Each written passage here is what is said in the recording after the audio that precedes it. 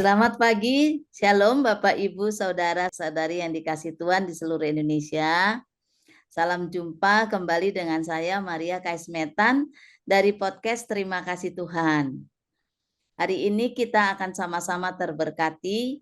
Saya percaya sekali di episode yang kedua dari podcast Terima Kasih Tuhan, kita kedatangan berkat besar sekali karena ada seorang pastor, seorang pemimpin dari negeri Indonesia.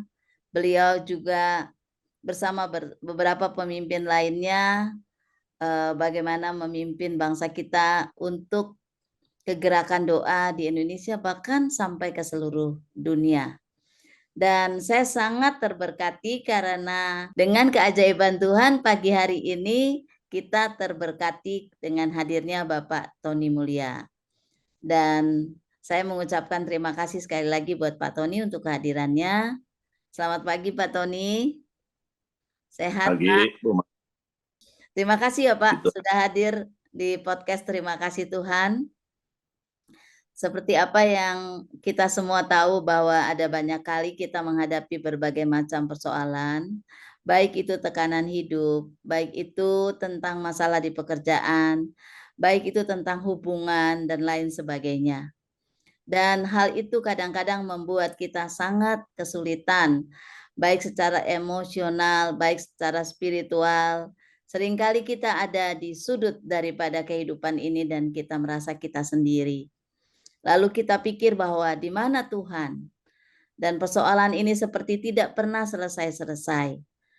Tetapi saudara yang dikasih Tuhan, sebenarnya di tengah persoalan ada banyak sekali Tuhan mengajar kita. Seperti episode yang lalu, kita belajar bahwa waktu kita bisa mengucap syukur di tengah masalah, justru itu merupakan anak tangga untuk kita mengalami kebesaran. Hari ini, seorang pastor Tony Mulia akan berbagi bagaimana beliau mengalami hal yang mungkin Bapak, Ibu, dan Saudara sedang alami hari ini. Tetapi kalau beliau bisa ada di titik ini, bisa ada di puncak ini, karena melalui semua itu beliau menang di atasnya. Hari ini kita mau persilahkan Pastor Tony Mulia untuk berbagi untuk kita semua. Silakan Bapak. Terima kasih Bu Maria Kaismetan ya, yang sudah memberikan kesempatan saya bicara lewat podcast ini. Ya, saya percaya semua kita pernah mendengar ucapan bahwa hidup ini adalah kesempatan. Jadi selama kita hidup di dunia, kita ini pasti punya kesempatan. Ya, yang dimaksud kesempatan tentunya bukan cuma kita menikmati sesuatu yang baik, sesuatu yang indah, sesuatu yang mungkin bahagia, tetapi kesempatan kita diuji oleh Tuhan. Jadi Tuhan itu bukan di surga udah nggak ada ujian lagi, tapi di bumi inilah kita diuji. Nah, kalau kita bisa lewati ujian-ujian yang kita hadapi di bumi ini, maka saya percaya upahnya nanti ya baik di bumi maupun di surga kita bisa nikmati. Jadi memang selama hidup pasti setiap orang punya yang namanya masalah.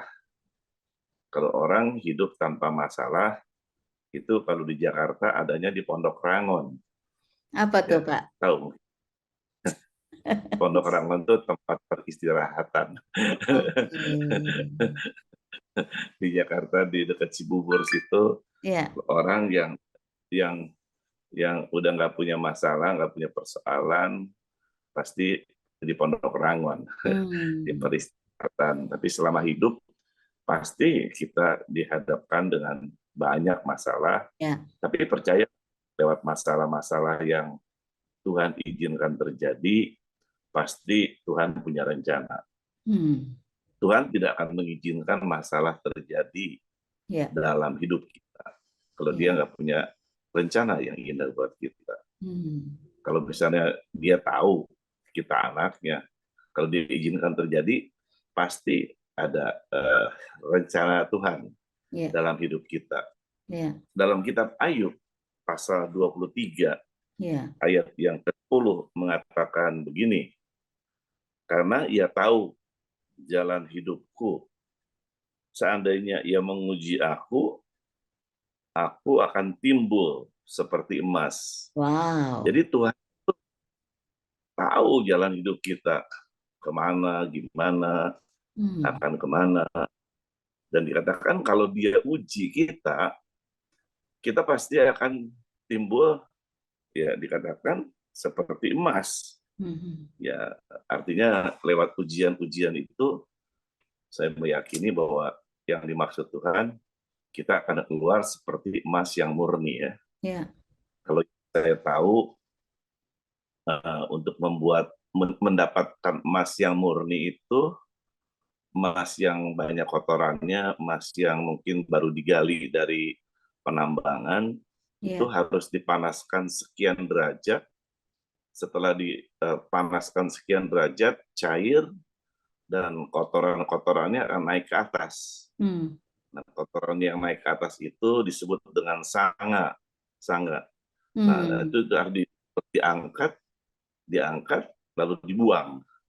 Nah, Ya. setelah dibuang, didapatkanlah emas yang murni, Ya. yang dimaksud di tempat bisa dipakai Hmm. menjadi sesuatu yang mahal, Ya. itu karena dipanaskan. Hmm.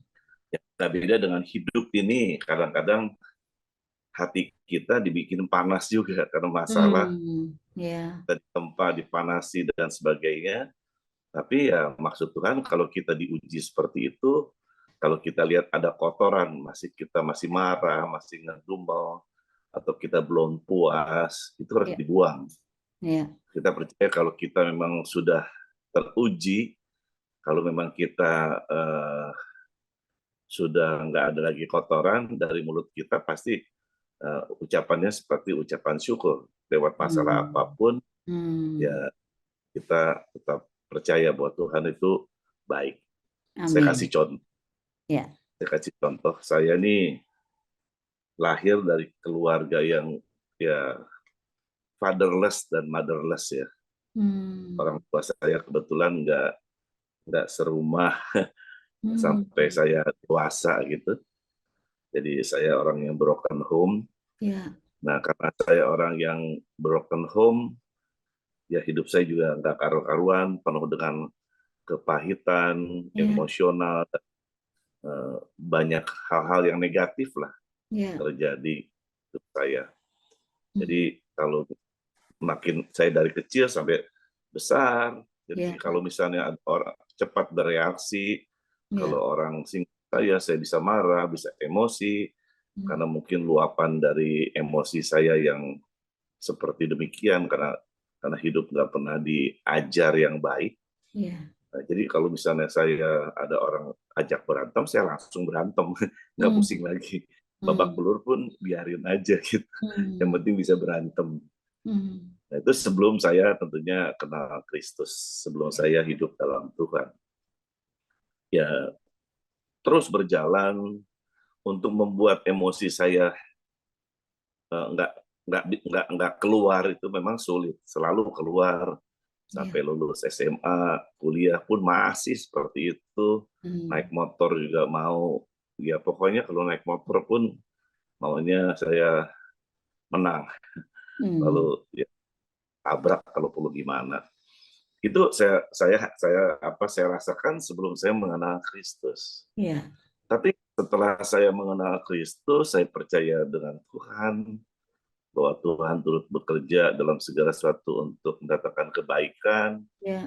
dan setelah kita lahir baru, hal-hal yang seperti itu memang pertamanya masih keluar. Saya udah percaya di Yesus, Ya. udah dibaptis, tapi Ya. masih keluar. Ya. Misalnya kata serapah, emosi. Nah, Ya. waktu saya keluar, saya sadar ini nggak bener nih, nggak Hmm. sesuai dengan firman. Ya. Nah, itu akhirnya karena saya masih keluar dan sadar, Ya. itu saya buang. Saya nggak mau bikin begitu lagi. Ya. Dan lama proses setelah itu, seringkali keluar lewat ujian orang yang menyakitkan saya, lewat orang mungkin yang menyinggung saya, atau mungkin ya menekan saya, itu masih bisa keluar yang negatif. Tapi begitu kita sadar dengan firman Tuhan, itu saya buang, Iya, saya nggak lakukan. iya, Dan lama-lama, ya setelah kita hidup dalam Kristus, iya. hari ini saya kalau ada orang yang nyinggung saya, atau Hmm, saya naik dia mungkin diserempet, saya mau masa bodohin aja gitu, hmm, saya nggak terusik lagi dengan hal yang demikian, saya nggak reaktif lagi iya, seperti yang dulu saya rasakan saya reaktif. Kenapa? Karena saya percaya bahwa bejana hati saya udah dirubah sama Tuhan. hmm, Kalau dulu kan masih masih masih belum murni, masih banyak kotoran. Setelah iya, saya buang semua, saya mengerti bahwa saya nggak emosi seperti apa yang saya rasakan dulu. iya, Dan saya merasakan saya bisa seperti itu bukan karena saya, tapi karena Kristus ada pada diri saya. Dan hmm, juga karena saya yakin bahwa kita sudah murni. Jadi, iya, dan anehnya, hari ini jarang ada orang yang nyerempet saya, hmm, jarang orang yang memperlakukan saya ya yang negatif itu jarang. hmm, Nggak terjadi lagi. Tapi sebelum murni itu rasanya ada terus, diuji hmm, terus sehingga hati saya jadi panas gitu. iya, iya, Dan membuat membuat kotoran itu keluar. Ya kalau udah nggak ada keluar, dipanasin seperti apa juga tentunya nggak keluar lagi kata-kata negatif walaupun kita mendapat tekanan yang luar biasa. wow, Ini menurut saya bahwa masalah Tuhan izinkan terjadi dalam hidup kita untuk memurnikan kita. Dan iya. kalau kita sudah murni, saya percaya kita akan dipakai Tuhan. Gitu. Wow, sebuah kisah hidup yang benar-benar sangat memberkati dan menginspirasi. Saya sangat tersentuh, Pak, waktu Bapak cerita tentang bagaimana background Bapak ya, berasal dari Hmm. keluarga yang broken home. Saya jadi ingat bagaimana Bapak kemana-mana selalu membawa materi tentang father's heart. Ya, Pak, Ya, fatherless. Ya, Pak ya. Dan saya jadi mengerti kenapa Bapak begitu terbeban karena Bapak pernah ada di situ. ya, Bapak pernah ngalamin bagaimana hidup dengan keluarga yang broken, bagaimana menjadi seorang anak yang sepertinya kurang kasih sayang dan bagaimana hidup Bapak seperti itu, hancur ya, dan ya, sampai Bapak sendiri cepat sekali emosional dan pasti Bapak bisa merasakan begitu banyak keluarga atau anak-anak di masa ini yang mereka sedang berada di sana seperti Bapak dulu. Tapi juga hal kedua yang saya belajar, bagaimana Bapak izinkan diri Bapak diproses Tuhan di tengah situasi yang sulit tadi. Dan sampai hari ini Bapak tadi bilang semua kotoran yang ada di dalam hati Bapak itu seperti Tuhan memanaskan dengan situasi-situasi itu dan mengizinkan Tuhan mengambil itu dan menguduskan, membersihkan hati Bapak sehingga untuk hari-hari ini benar-benar Bapak menyediakan hidup Bapak untuk dipakai Tuhan dengan lebih lagi. Kalau Bapak bisa mengucapkan sesuatu kepada Tuhan di podcast terima kasih Tuhan atas semua pembentukan Tuhan dari masa tidak enak tadi Pak yang berat, pasti sebagai seorang anak berat dan sekarang sudah menjadi opa, iya kan? Punya cucu eh, dan itu pasti Bapak juga melihat bagaimana karya Tuhan kalau dibandingkan before dan afternya ya Pak. Kira-kira apa ya. yang Bapak bisa sampaikan pesan kepada kita semua atas kebaikan Tuhan yang Dia izinkan masalah itu terjadi walaupun menyakitkan. Jadi percayalah hal yang paling buruk pun yang terjadi dalam diri kita, Ya. pada akhirnya Tuhan akan pakai Hmm. untuk untuk kebaikan, untuk kita melihat kebaikan Tuhan di masa yang akan datang. Hmm. Jadi saya mungkin tadi dikatakan saya punya pengalaman buruk yang nggak baik, Ya. fatherless, motherless, tapi hari-hari ini ya Tuhan pakai saya untuk menjadi father buat banyak orang. menjadi bapa, karena saya kurang dulu mempunyai kasih bapa. Bukan kurang, memang nggak ada kasih bapa dari bapak jasmani saya. Dan hari ini saya mungkin orang yang dekat dengan anak-anak saya, bahkan anak saya dengan cucu saya sangat-sangat dekat gitu. Hubungannya sangat baik. Bahkan yang lucu lagi kalau cucu saya diajak beli makanan apapun ke toko apa gitu ya, dia selalu meminta dua. Karena saya bilang, kenapa minta dua? Satu buat aku, Ya. satu buat papa. Itu Oh. cucu saya bisa begitu. Kenapa? Oh. Karena saya nggak pernah begitu, tapi saya bisa ajar anak saya, cucu saya bisa hubungan father and son itu memang sangat perlu sekali. Jadi pengalaman buruk saya dulu, Ya. ya saya percaya kalau semua orang yang dengar podcast ini, itu akan Tuhan pakai nantinya untuk kebaikan Tuhan. Hmm. Pengalaman yang pahit saya, tentunya kita akan ubah menjadi yang manis di masa yang akan datang. Saya percaya mungkin hal negatif yang kita alami dulu, ada orang yang bekas penjahat gitu ya, Hmm. bekas perampok atau pemerkosa, nanti Tuhan akan pakai untuk kebaikan di masa yang akan datang buat orang lain gitu, untuk bersaksi. Kira-kira seperti itu. Wow. Terima kasih Pak Tony. Hari ini Bapak Ibu, saudara-saudari yang dikasih Tuhan, kita melihat bagaimana perjalanan hidup seorang Bapak Tony Mulia, ya. Dia mengatakan satu statement yang sangat-sangat luar biasa menurut saya. Kalau kita mengalami masalah yang paling buruk sekalipun, jangan lihat itu sebagai petaka, tetapi itu akan diubah Tuhan menjadi kebaikan bagi kita.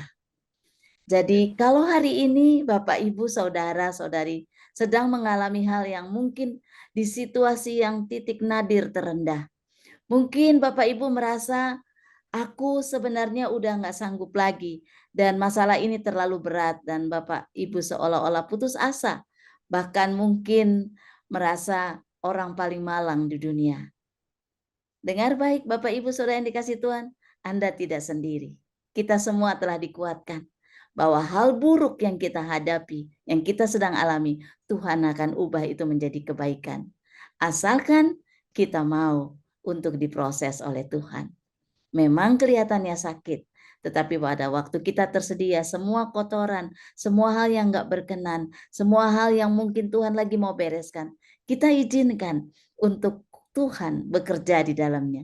Dan lihatlah, kalau seorang Bapak Tony Mulia bisa ada di level ini, di tingkat ini, Bapak, Ibu, Saudara sekalian pasti juga akan bisa ada di tingkat, di level di mana Bapak Tony Mulia telah melewatinya.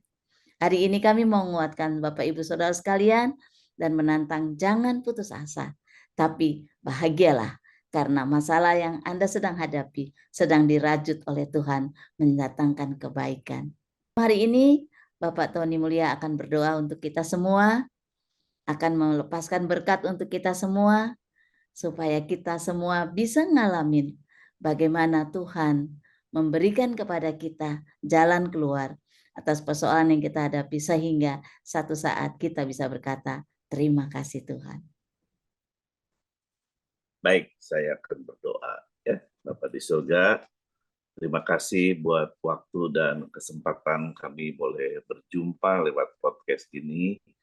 Dan biarlah para pendengar yang menyaksikan kesaksian dari seorang Tony Mulia yang hidupnya dirubah oleh Tuhan, masa-masa yang tidak baik, masa-masa penderitaan yang pernah dialami oleh hamba-Mu ini, Tuhan, Engkau pakai untuk kebaikan di masa yang akan datang.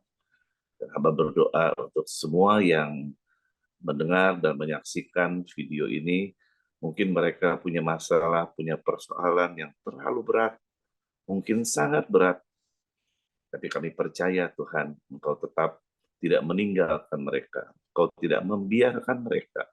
Semua proses Tuhan izinkan terjadi atas mereka, dan mereka akan keluar seperti emas. Lewat masalah, lewat persoalan yang mereka hadapi, biarlah Tuhan, kami percaya ujian-ujian yang Tuhan izinkan, semuanya untuk mendatangkan kebaikan. Dan biarlah nanti kalau mereka akan melihat bagaimana mereka akan dipakai oleh Tuhan untuk membuat kesaksian, bahkan menjadi berkat buat orang-orang yang mungkin mengalami penderitaan yang sama ataupun yang lebih daripada itu. Kami percaya Tuhan akan pakai semua. Berdoa buat semua yang menyaksikan pada pagi hari ini, biarlah Tuhan, kekuatan dari Tuhan menyertai anak-anak-Mu dan mampukan mereka percaya Tuhan tidak pernah meninggalkan kami. Tuhan tidak pernah membiarkan kami. Hari ini kami berdoa dalam nama Yesus. Kekuatan baru menyertai anak-anak-Mu yang ada pada podcast ini. Dan kami percaya hidup mereka bukan mereka lagi, tapi ada Kristus yang menyertai mereka dan tidak pernah meninggalkan, bahkan membiarkan anak-anak-Mu ini, Tuhan. Terima kasih Bapak, dalam nama Tuhan Yesus kami berdoa, kami mengucap syukur. Amin. Amin. Terima kasih banyak Pak Tony untuk berkatnya bagi kita semua di Indonesia. Bapak Ibu Saudara yang dikasihi Tuhan, terus ikuti podcast Terima Kasih Tuhan setiap hari Sabtu jam 9 pagi waktu Indonesia Barat. Dan Bapak Ibu, bila Bapak Ibu Saudara yang diberkati, jangan lupa untuk subscribe, like, komen, dan juga share ke lebih banyak orang lagi. Sehingga bukan kita sendiri yang diberkati, ada banyak orang di luar sana yang akan diberkati melalui share daripada video ini. Tuhan Yesus memberkati. Sampai jumpa di episode berikutnya. Selamat pagi, Tuhan berkati. Terima kasih Pak Tony. Sampai jumpa ya. Shalom, shalom Pak.